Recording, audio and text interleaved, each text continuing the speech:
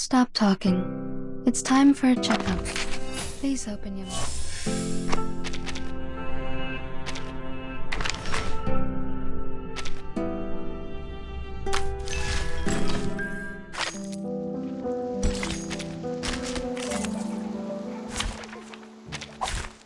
Whew, that went smooth.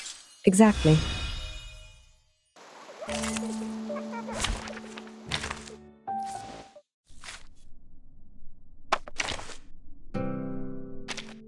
Greetings.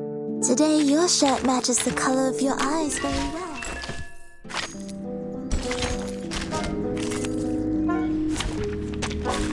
Whew, that went smooth.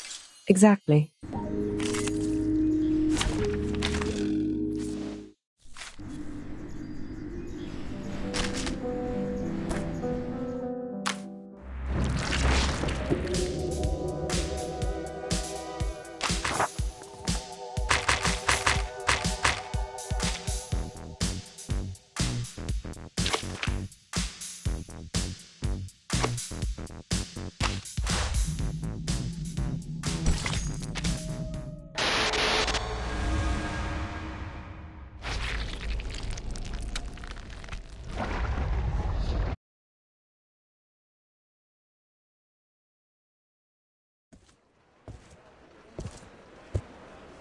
Timekeeper, now that we have given the report, Madam Z said we won't have any other assignments for a while.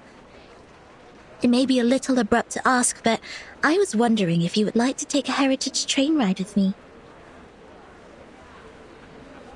Please, trust me, this journey will be the best ever. Let's start off immediately and come back furtively, so nobody will know. No, thank you. I'm not interested. Okay, fine. Oh, wait, Angie, do you want to travel? Let's start off immediately and come back furtively so nobody will know. I'm flattered you asked, but I'm leaving for assignment soon, so I'm not gonna make it. Really? That's a sad coincidence. I heard that you've worked so hard and have saved up so many unused leaves. You also have 2 days of outing permission. Oh, hey guys. Us? Yes, you guys. Our great Miss Timekeeper and her excellent assistant, Sonetto. Am I right? Then there might be 2 explanations. 1, I got the wrong person. 2, this is your sense of humor. Such a puzzle.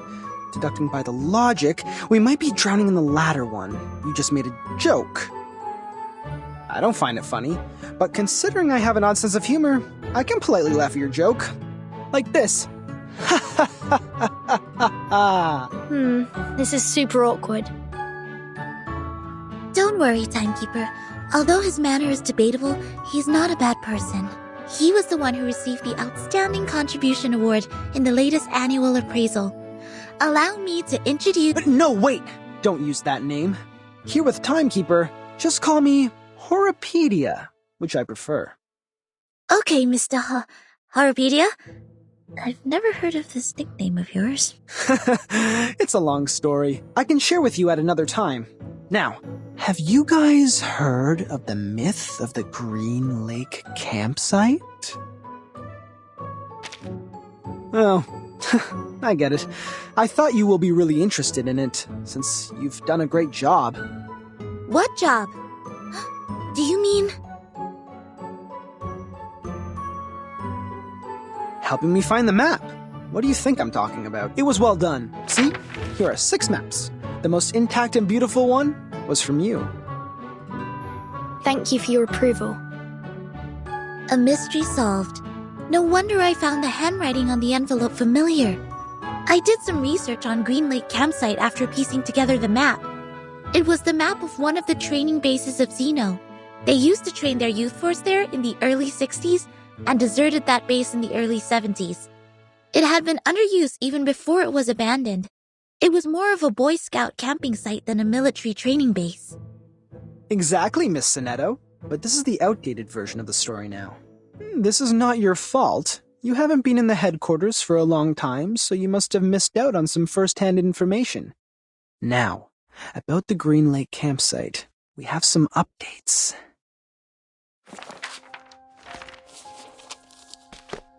That was a night in 1971, a night with pouring rain. Heavily and hastily, sheets of rain formed a barrier, isolating the woods from the outside world. In that rain, the communication center of Zeno lost contact with the Green Lake campsite. Was it normal rain? It was. Drops of water with dust falling from above. It didn't cause any illusions or unusual symptoms, but took away all the youth force stationed at the campsite. In the cabin they lived, people found clothes, blankets, even books left open on the table. What does not move or breathe stayed there as usual, but their owners, those living youngsters, disappeared from the woods like drops of dew under the sun. Since then, nobody has ever seen those youth force again. Zeno has not, nor Laplace, nor us. Green Lake Campsite has then become a ghastly and deserted land. Miss Sonetto, please put down your hands. They're hindering your ears from receiving information. You might then miss the climax. Thank you for the kind reminder. It was an unforgettable night. 3 months later, all the missing members of the youth force came back to Zeno. They carried the smell of fungi and moist air, stepping into their dorm without making any noise. They claimed that they just came back from a tough mission in the rainforest.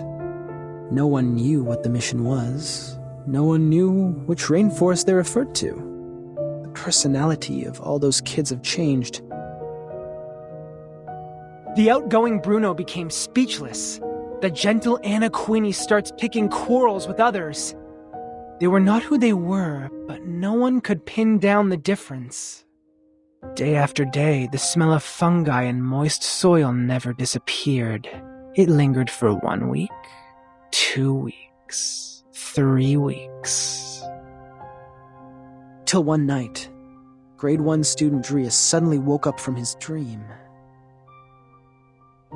A muddy tentacle stretching out beneath his bed, closed around his ankle and pulled him onto the floor. There, a face awaited him. A hideous face of a human-like creature with a bloody mouth. Sonetto? Sonetto, easy. You're going to break your wand. I know. I was just a bit caught off guard. It has never come to my mind that such a bizarre event would take place within an official institution. Funny story, Mr. Horopedia. As an urban myth, however, the ending is way too clear and powerful. The element of drama ruins its authenticity. You're good at making stories. Next time you can be more meticulous. Huh? Zeno Armaments Academy, the best military talents training base at present. The members of Youth Force were relatively younger, with less combat experience and capability compared to those graduates. Still, they have received years of training as reserve soldiers. As we all know, Zeno would arm their Youth Force and the trainers with drill weapons for outings.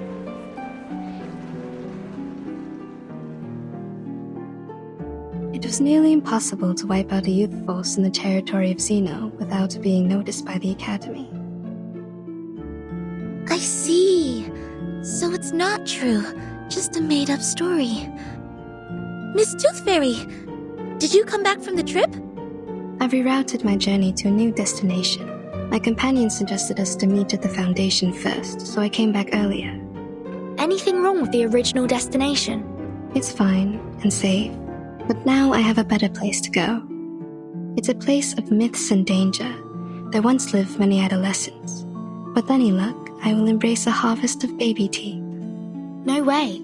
The place you're heading is... It's Green Lake Campsite. But wasn't it a story? A story made up by Mr. Horopedia? He made up part of it, such as the bloody hand underneath the bed and the midnight screaming. Except for those, the rest is exactly the same as I know. But, as you just said, in their own training base, it's almost impossible for the youth force to be... It proves that Green Lake Campsite is out of this world, a place worth visiting. You're 3 minutes and 15 seconds late, Miss Tooth Fairy. No worries. I didn't waste my time waiting. We need more people to join us. Angie and Adolf have turned me down, but Verdun and Sonetto haven't walked away yet. I am trying to win them over. I think I'm almost there. Now, they are really attracted by the Green Lake, so Attracted? Pardon me, Mr. Horrorpedia. We did not plan to go there, and we certainly do not feel any strong attraction to that place. Oh, really? But Verdun seems to be very attracted. Or am I mistaken about the look on her face? Timekeeper! I am kind of attracted indeed. See that? I am right. I'm glad to see you in an adventurous spirit, Miss Verdun. Great! Take your suitcase, pack your clothes, don't forget to bring 2 novels to kill time. Now, let's take the hands of our 2 new partners. Journey on!